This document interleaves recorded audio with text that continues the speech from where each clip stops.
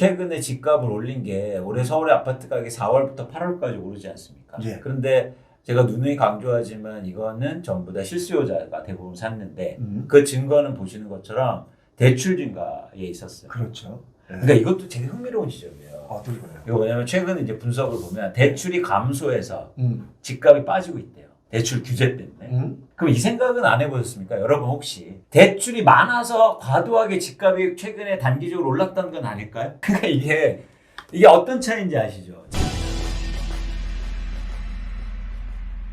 우리는요 정상이 뭔가를 항상 고민해야 돼요. 뭐가 균형이었냐.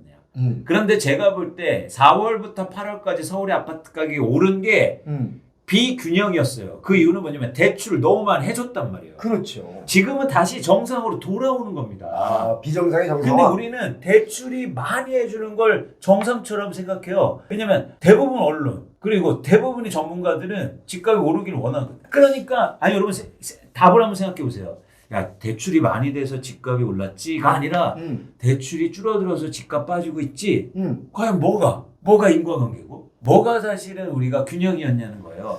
사실은요 대한민국의 집값은 2022년부터 하락하기 시작했는데 그때부터 계속 지금도 하락했어야 돼요. 맞아요. 대출해주는 바람에 다시 올라갔죠. 이거예요. 예. 그래서 이 대출이 지속되지 않는 한 집값은 다시 빠질 수밖에 없다고요. 이거예요. 그런데 마치 대출을 많이 해주는 게 정상처럼 얘기해요. 아니 그래서 뉴스에 이런 뉴스가 나길래 제가 그 얘기를 표용을 TV에서 사실 여러 번 드렸습니다. 뭐냐면 전세대출의 양을 줄이니까 그럼 우리 서민들은 도대체 어디 가서 살라는 거냐 이런 뉴스를 많이 내요. 전세대출 규모를 줄이는 것 자체를 무슨 큰 문제 있는 것처럼. 저는 제가 그랬어요. 분명히 전세대출을 조이고 줄이면 당장은 이사가기 좀 어려울 수 있지만 근본적으로 시간이 지나면 결국 집값 하락을 만든다. 그러면 오히려 서민들, 중산층들이 집을 좀 더 싸게, 그러니까 대출의 양을 좀 줄여가면서 이자를 좀 덜 내도 되는 거잖아요. 그렇게 집을 살 수 있는 시간이 온다. 그러니까 요것만 좀 지나면 대출 규제 자체가 집값을 끌어내릴 수 있다.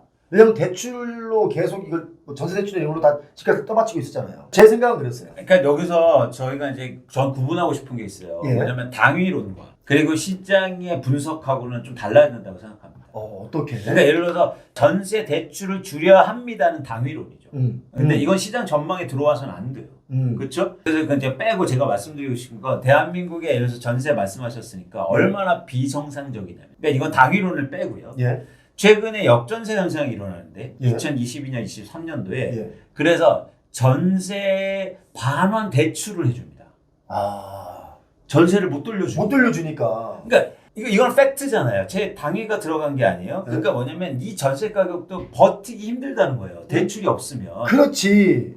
바로 그거예요. 근데 이런 불균형을 계속 유지시켜라는 게 뭐냐면 빚과 대출이었다고요. 그렇지. 가격과 전세 가격도 제가 볼 때 받쳐준 건 다 예. 대출이었어요. 예. 근데 이게 지속 가능하냐고요. 아, 불가능하죠. 왜냐면 이건 대당위론이 아니에요. 제가 여기서 뭐 대출 안 해줘야 됩니다. 해줘야 되는 얘기 드린 게 아니에요.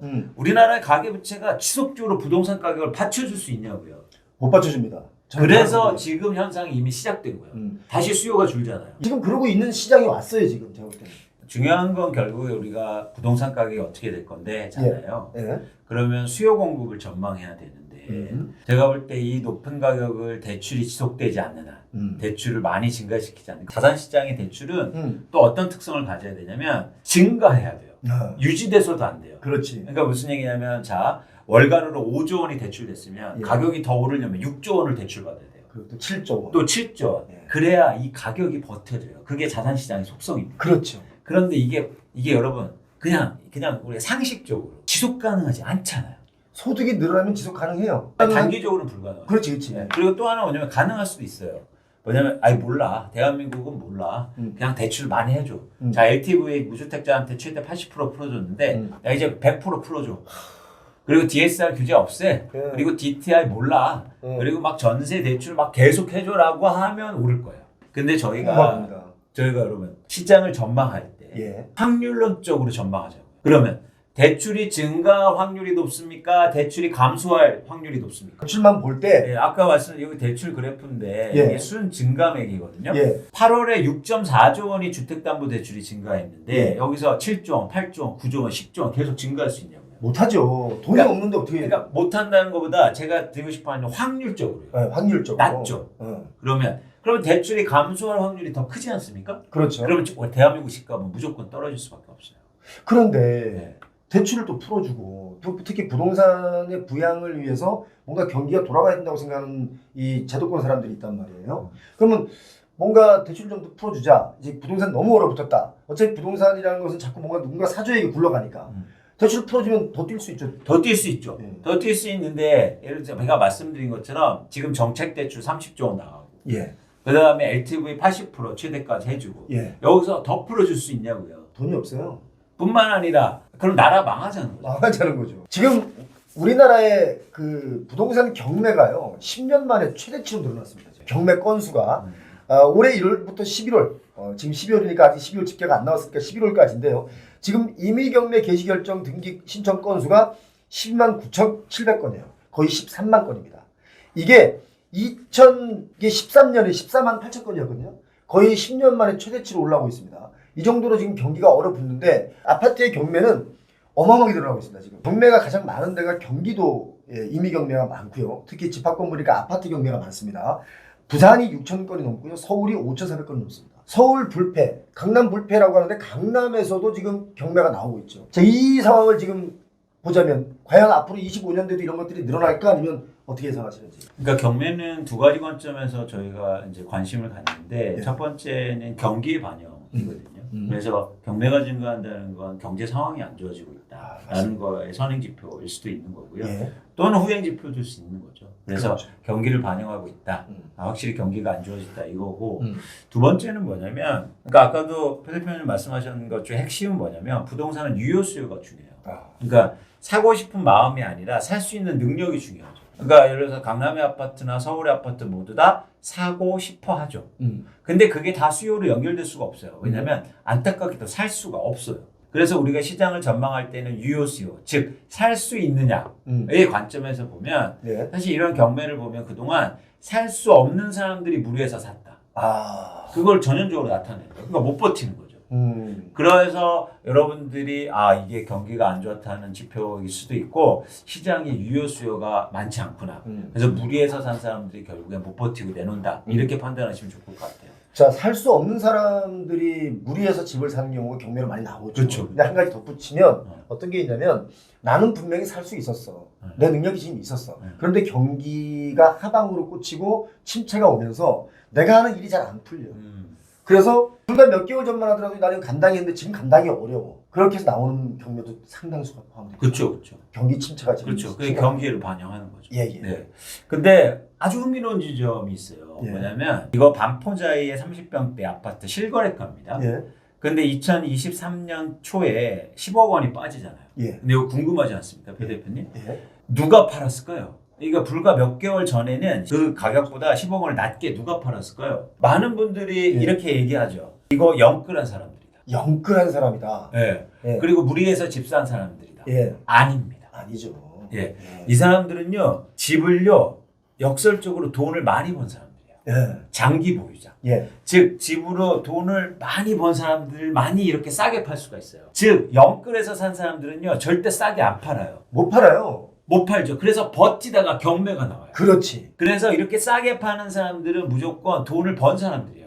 그래서 조합원들이 예를 들어서 이 반포자이를 갖고 있다가 30억 원을 벌었어요. 예. 그런데 집값이 조금씩 빠져. 예. 그러면 과감하게 확 10억 원 낮춰서 팔 수도 있다고요. 아, 왜냐면 그렇게. 그래도 벌었으니까. 많이 먹은 사람들이 판다. 그렇죠. 예. 근데 강남에 많이 먹은 사람이 훨씬 많단 말이에요.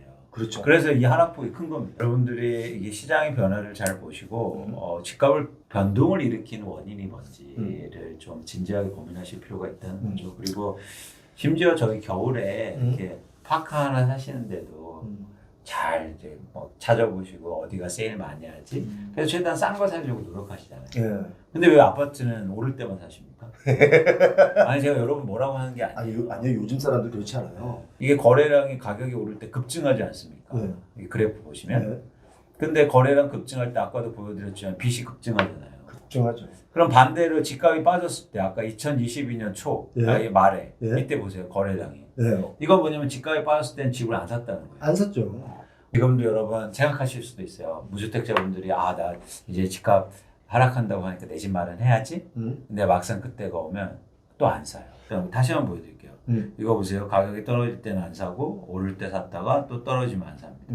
그리고 오를 때만 막 올리면서 사요. 예. 그리고 다시 떨어지니까 거래량이 줄죠. 그러니까 이게 인과관계가 약간 달라질 수도 있겠지만 여러분들이 저는 특히 반대로 하셨으면 좋겠다. 그게 내 집 마련이건 부동산 투자건. 자, 그러면 그냥 단도직입적으로 우리 이광수가 볼 때 내 집 마련의 적기 나름대로를 꼽자면 이제 너무 먼 미래까지 말고 한 앞으로 1, 2년 사이라고 치면 언제 정도 뭐 내년 올해보다 내년이 좋긴 좋죠. 지금 사는 그러니까 저는 여러분들 잘 보시면 새로운 얘기를 해드리지 않아요. 왜냐면 평영 TV 나와서도 전에 거 보시면 다 비슷한 얘기들이에요. 그래서 많은 분들이 이렇게 얘기해요. 아, 저 또 똑같은 얘기한다. 여러분 근데 자산시장에서는 제일 경계해야 될 게 새로운 얘기입니다. 새로운 얘기하는 건 사기예요. 자산시장이 왜 새롭게 변해요? 항상 똑같단 말이에요. 그래서 그 똑같은 거를 누가 더 치밀하게 보고 누가 그걸 또 현실에 적용하는가 중요해요. 제가 계속 말씀드립니다. 집값은 떨어졌을 때 산다. 그런데 떨어지는 게 중요한 게 아니라 떨어졌는데 그 이후부터 오를 때가 사는 거예요. 그러려면 조건이 필요합니다. 어떤 조건이냐면 가격이 하락하는데 거래량이 추세적으로 증가할 것. 그러니까 이거 한번 보세요. 다시 한번 보여드릴게요. 금아파트가 2009년도 2000 초반까지 엄청나게 오르죠. 예. 그러다가 서브프라임 때 2008년도에 집값이 7억 원으로 빠져요. 예. 그러다가 다시 집 부족하다고 막 그러니까 11억 원으로 다시 오르죠. 예. 10억 원 이상으로. 예. 그러다가 다시 빠지지 않습니까? 예. 그러면 자, 이 가격은 요 기간 동안은 가장 가격이 좋았을 때는 7억 원이었어요. 두 번이죠. 근데 2008년 7억 원은 내 집 사기에 좋은 시점이 아니었어요. 왜냐면 이걸 우리가 모른다고 생각하고 이 7억 원은요 더 빠질 수도 있었다고요. 그렇지. 그 이유가 뭡니까? 그거는 거래가 없었기 때문이에요. 그런데 2012년 13년도에 이 7억 원은요 무조건 오르는 가격이에요. 거래가 터졌다. 거래가 점이 엄청 많이 찍히죠. 예. 자, 무슨 얘기냐면 가격이 하락하는데 하락하고 있는데 거래량이 증가할 때가 내 집 마련 할 때라고요. 이때가 오고 있다. 예. 드디어. 예. 얼마나 좋습니까? 좋죠. 네. 그러니까 이제 거래량이 늘어나려면 아주 제가 볼 때 좀 시간이 있어야 될 것 같다. 그렇죠. 충분히 떨어지면 다시 거래량이 증가한다는 거예요. 25년 말은 돼야 되지 않을까 하는 생각이 좀 살짝. 그러니까 우리가 기다리는 건 여러분 때가 아니라 기회입니다. 그러니까 때를 기다리면 내년 말, 뭐 2026년 이런 건 맞출 수가 없어요. 저도 못 맞추죠. 어떻게 맞춰요? 그 대신 조건이요. 기회, 조건. 기회를 기다리면 조건을 생각하게 돼요. 어느 조건이냐? 집값은 떨어지는데 거래량이 증가할 때. 제가 이걸요 수년째 얘기 드리고 있잖아요. 그런데 이런 기간이 안 왔기 때문에 계속 조금 더 보시라라는 말씀을 드렸고 그런 관점에서는 여러분 2025년 이후로 이런 조건이 형성되는 시장이 올 가능성이 굉장히 높아지고 있다라고 보고 있습니다. 진짜 말씀드리고 싶은 게 있어요. 네. 진짜 돈을 벌려면요 가장 손쉬운 방법이 있어요. 뭐예요? 안 쓰는 거예요. 그렇지. 근데 안 쓰는 게 돈 버는 거라고 또 적게 쓰는 거. 그렇지, 적게 쓰는 거죠. 근데 여러분 내 집 마련할 때도 적게 쓰면 그게 다 돈이죠. 근데 여러분들은 저희가 이제 함께 해야 될 건 이제는 여러분들이 부동산을 투자로 보시고 내 집 마련할 때도 난 투자로 사야지. 그래서 싸게 사면 내 그 집 얼마나 좋습니까? 가서 거주하시고. 네. 사실 뭐 저희가 했던 이런 전망치가 앞으로 또 어떤 그 정책의 변화들이 있으면 또 바뀔 수도 있기 때문에 야, 왜 또 많이 바뀌느냐라고 하지 마시고 지금 이렇게 급변하고 있습니다. 그래서 여러분 이 시장을 좀 자세히 천천히 들여다 보시고 항상 지금 경매 건수 많이 늘어났지 않습니까? 그래서 내가 감당 가능한 선에서 내 집 마련을 서서히 준비하실 때가 왔다. 제가 꼭 드리고 싶은 말씀이 있어요. 예. 왜냐면 사실 이게 저희가 내 집 마련이든 투자든 미래에 하는 거지 않습니까? 예. 근데 미래는 불확실하고 잘 모르죠. 그래서 그렇죠. 사람들은 두 가지 반응을 합니다. 뭐냐면 첫 번째는 뭐냐면 불안하죠. 불안하죠. 미래가 불안해요. 불안하기 제일 걱정인 거예요. 네, 근데 또 다른 감정이 있어요. 뭐냐면 기대가 돼요. 미래가. 이 차이가 뭘까요?